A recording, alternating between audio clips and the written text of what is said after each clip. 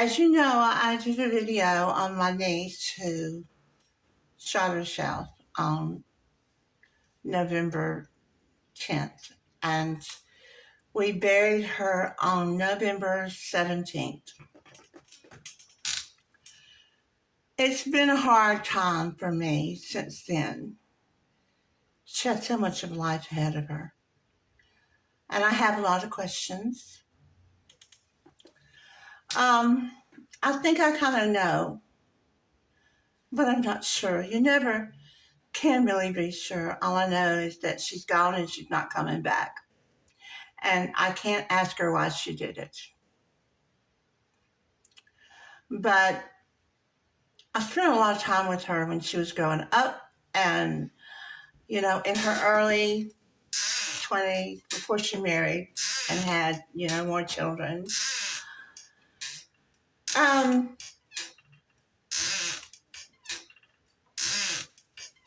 Don't do it. Don't do it. It's very, very hard on the people you leave behind. I can tell you personally how it's affected me. I have sat here in my home in I call it a stoic stupor. I will be doing things, and all of a sudden it crosses my mind that Christy's gone, and this should not be. And then I'm like, why? Why is she gone? Why did this have to happen? Why did she do this? Why did she come to me? She used to come to me a lot before she married and got older. She was funny, and I love to have her with me. And the other night, I sat down and I wrote down every memory, a funny memory that I had of her. And yesterday was the first time that I've been able to be on Facebook. And I found a real pretty picture of her with my father when she got married. A beautiful photograph. And I was able to put it up just to be a respectful memory. And I told everyone that I am not able to be on Facebook yet, but I just wanted to check in and have a respectful memory of her. Now her older sister is just, to me, I think it's inappropriate. She looks so happy. Of course they would not get along anyway, but I mean, she has just made this, it's been an attention grab for her as far as I can see. But my family, my immediate family, her father was killed in a car wreck. And our part of the family would not be doing that kind of thing. We would be, sitting back, grieving, respectfully, and taking some time to do so. Not getting out there, wanting attention, drawing attention, this kind of thing. There is a suicide hotline. I think it's 388 or 688. You can just get on your phone and Google it. There's no reason for anybody to have to go through this alone. It's the holidays. A lot of people get suicidal around the holidays. So please, Google suicide hotline. It's 24/7. People are standing by. Don't do this to your family. Don't. Because I can tell you too, and this is not about me, but I can tell you that I have an attorney that I'm doing some case work with, and I had called on a Friday a week ago and asked some questions, and I called back the Monday and asked the same questions. She said, well, I'm a paralegal. Do you need to speak to an attorney? I went, no. She said, well, you asked the same question. And she was a little bit rude. I said, Well, it's not every day your niece blows her brains out. I said, I honestly don't remember asking you this.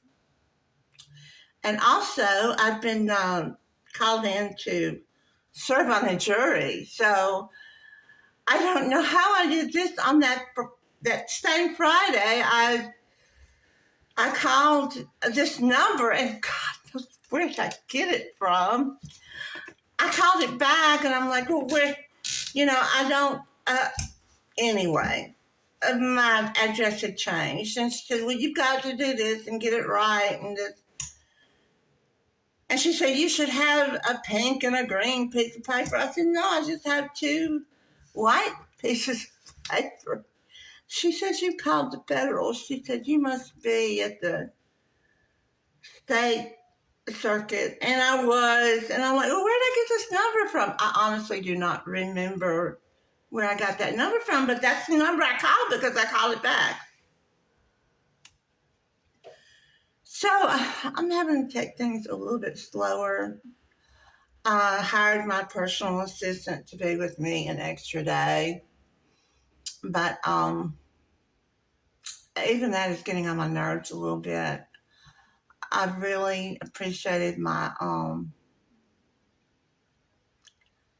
solitude right now, but I just go back into that stoic stupor. I think what might have happened, okay, because I know this happened. I'm not trying to say it's anybody's fault, because we all know that abuse comes in many forms. And it may start out small, but the end of it is very destructive. And if you don't have a foundation somewhere as a woman, say, you didn't have a job before you married this person, or you were not on solid ground, like for instance me, I knew at the time, hey Kitty, that I was going to be working for the newspaper. So I beat that door down until I got that job. I didn't have a degree, but I worked at the School of Hard Knocks, and I got that job. And I did well with it. And I knew that's what I was supposed to do. And then, someone came along and I married, and he knew, and I knew. I didn't have to take one little bit of his bull shit. I could just pick up and go. And thank God my daughter. I'm going to tell you what happened with my daughter. I had an apartment. I had a daughter, and she was about 11 or 12. We had a cute little townhouse like I have now, but it was 2 bedroom. This is more of a loft, and I love it. It's really a sweet little apartment. It's a townhouse. But anyway, the ladies would come, some of them, and I would cut their hair because I didn't go to beauty school, but for some reason or another, I knew how to cut hair. And I gave her a cute little haircut, and she was in my bathroom, and my daughter was listening to her, and she was talking about her abuse. And she says, I don't understand how you are able to pay rent and have furniture and things, and you know how to do this and you know how to do that. And I asked her, well, don't you have any skills or anything? She says, no, I have no skills. I said, do you have an automobile? She said, no, I have nothing. And it was just, my heart sunk into my stomach for her. And I noticed that my daughter was listening. So I finished her haircut. She left. And my daughter went to go upstairs. And I grabbed her by the arm. I said, I know you heard that, didn't you? She said, yes. I said, don't you ever, ever get with a man until you can take care of yourself, or you'll end up like that. Now, I'm not saying that, people that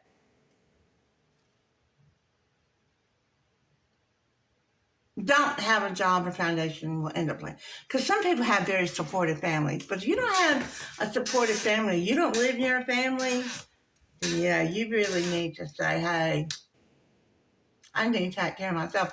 And really, you really need to just take care of yourself, because you're all you've got sometimes, even if you do have family. Your family will pick you apart and abuse you too. They'll be wondering why you can't why you can't stay with them, go back to them. But I'm gonna bring this all the way back around, full circle, so we can kind of analyze this. My niece was a precious, precious girl. She had worked as a dental assistant. I don't think she did pretty good at that. Okay, I think she stopped working when she married and had her children. So she became totally dependent upon her husband, who was an attorney. And that's really that's very good, because an attorney, and he was rich. They're very rich, very well off. But okay, so she left the workforce. So I began to see, when I would go up there, my niece was always a comedian. And he started saying things to her like, oh, you think you're a comedian. That was, and he started attacking the core of her being. This is who she was. This is, I think my lamp is going out. This is who she was. This is who she was from the beginning. I've been with her since she was born. They brought her and laid her down on the desk at the house that I lived in when I was 10 years old. I used to pinch her cheeks, when she was a baby. And she used to blow crackers everywhere in the restaurant. I mean, this was the funniest girl. And I could see her little face drop. Now let's fast forward a few years where I haven't been with her. I don't know. But I know one thing. I did notice when I was with her that she took up the drink a little bit. And I did notice that she started going out with the girls and stuff, and, maybe medicating herself through that. And I'm not sure. I don't want to see, but you don't know her, okay? You don't know her, so I'm not going to talk bad about her. But I'm just going to say, I noticed some of these. I noticed she would shrug her off at Thanksgiving when she wanted to make a video of her family. And he took the camera away from her like she was some kind of child. And she didn't fight him. I would have fought him. I said, hey, what's wrong with making a video of my family? Girl's 54 years old. She ought to be able to do what she wants. But, it's just, I don't understand. But I think over the years, because I hadn't really been around here for a few years. There was a hurricane. I went up and stayed with her. It's been 10 years ago. I see her every now and then, but not like then. But he really didn't want me around, because if I was around, I would see. He didn't want me to see. But she brought me home because my car was on the coast and she was afraid to drive because she hydroplaned. And so when we got away from the house, we switched positions and I drove. When we got down the coast, which is 60 miles away from where she lived, he was mad that she was down there because she was going to stay the night, but he made her come back. And the poor girl was scared to drive because she was afraid she was going to hydroplane. Now, if you're scared you're going to hydroplane, you're scared to drive a vehicle, you got to pick up a gun and a gun? You're not scared of a gun? And you're going to get it just right to where your face is going to be okay? Yes, in the funeral, her face looked like nothing had happened. Now, I don't know if they did an autopsy or not. I kind of think they did because she had on a high top blouse with a collar, which was not normally something she, would wear. And it took a week. So I don't think, but I think she was really tired. I think she was. I think she was really tired, and I just wish she'd have reached out. Just to reach out. If you can't reach out to your family, Google that suicide hotline. Reach out to somebody. Because, I mean, it hurts her family. I can't get on Facebook. I did do the honorable thing, but I can't just sit there and watch everybody say stuff to me right now. I can't. And the funeral was on the 17th, but I can't get on there. I can't do that. And, watch my niece, she found the filter thing and she's just, and it's just like, and I want to say that she was always the one that threatened suicide, but I never knew that this little lady would do it. So anyway, don't do it. Um, it hurts. It hurts. I remember thinking when it first happened, I was up at her mother's, and I was thinking how, I will never get to talk to her again. I will never get to laugh with her again. Um, and then, when I got up, the funeral home was where both my mother and father were when they died. And it's kind of a old funeral home, and it looks like something out of a horror movie. And I had to go up a flight of stairs, and there's a landing, and you turn and you go up the other. And I thought I was doing fine until I got to that last step. And it wasn't the physical taxation on me, but the emotional taxation had gotten me because I knew where she was going to be. She was off to my right, and I knew when I took that last step, I was going to have to turn around and go in there and see her. And I didn't want to see her like that. And so I got there and I was like, I'm not going to make this. And just at that moment, somebody who was an employee of the funeral home ran to me and grabbed my purse and helped me up that step. I went in and signed the little, register. And I went in there and, of course I did all the hugs with her mother and her sister. And then I went to the coffin and looked at her. And my daughter was there, thank goodness. And we sat down. And then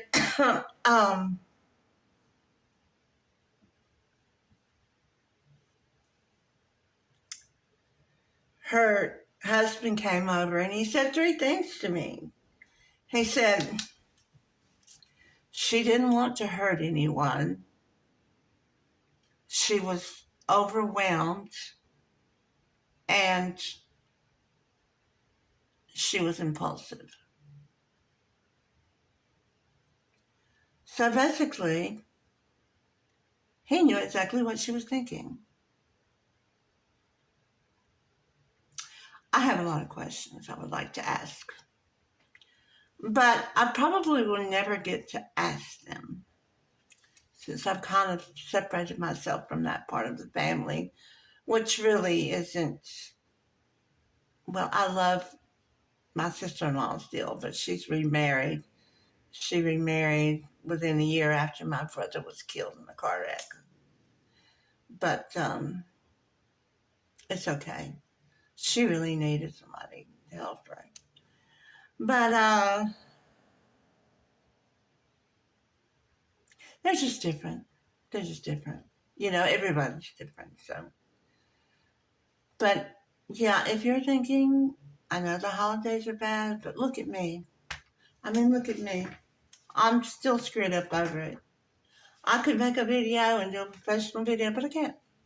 I can't.